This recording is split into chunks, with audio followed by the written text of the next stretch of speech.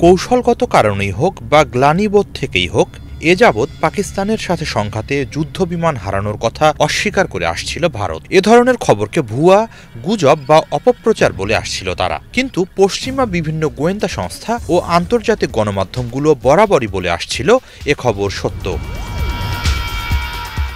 সব মিলিয়ে আর বেশি দিন এ সত্য চাপা দিয়ে রাখা সম্ভব হল না ভারতের পক্ষে।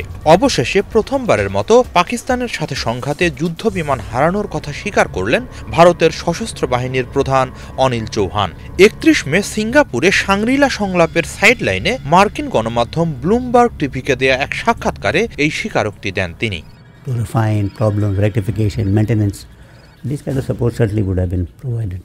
মূলত রণনীতিতে কৌশলগত ভুলের কারণেই পাক সেনাদের হাতে ভারতীয় যুদ্ধবিমান ভূপাতিত হয় বলে স্বীকার করেন অনিল চৌহান।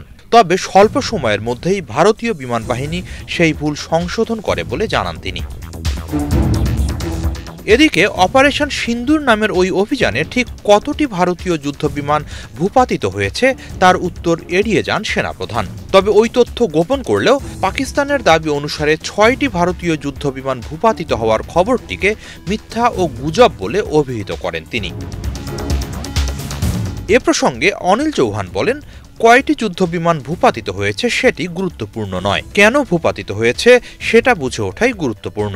অপারেশন সিন্দুরের প্রথম দিনই যুদ্ধবিমান ভূপাতিত হওয়ার ঘটনা ঘটে। সেই ভুল থেকে শিক্ষা নিয়ে তা শুধরে ২ দিন পর আবারও অভিযান চালায় ভারতীয় যুদ্ধবিমান এবং সফলভাবে পাকিস্তানের গভীরে বিভিন্ন লক্ষ্যবস্তুতে আঘাত হানে বলে দাবি করেন তিনি।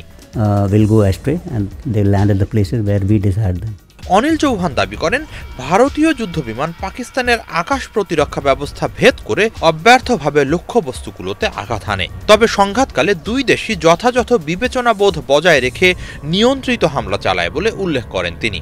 এক্ষেত্রে দুই দেশের বাহিনীরই প্রশংসা করেন চৌহান। এদিকে পাক ভারত সংঘাতে পরমাণু অস্ত্র ব্যবহৃত হতে পারে। মার্কিন প্রেসিডেন্ট ডোনাল্ড ট্রাম্প যুদ্ধবিরতি নিশ্চিত করে তা ঠেকাতে সাহায্য করেছেন বলে দাবি জানিয়েছেন।